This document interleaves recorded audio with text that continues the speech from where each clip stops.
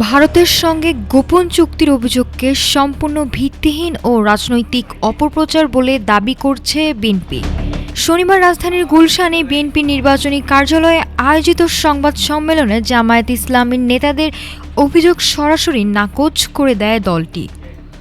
গত বৃহস্পতিবার কুমিল্লার এক নির্বাচনী সমাবেশে জামায়াত নেতা সৈয়দ আব্দুল্লাহ মোহাম্মদ তাহের অভিযোগ করেন, ভারতের একটি পত্রিকায় বিএনপির সঙ্গে চুক্তির কথা বলা হয়েছে। দলটির দাবি, তিস্তা ও পদ্মা ইস্যু থেকে শুরু করে সীমান্ত হত্যা সব ক্ষেত্রেই বিএনপি বরাবরই আধিপত্যবাদের বিরুদ্ধে অবস্থান নিয়েছে।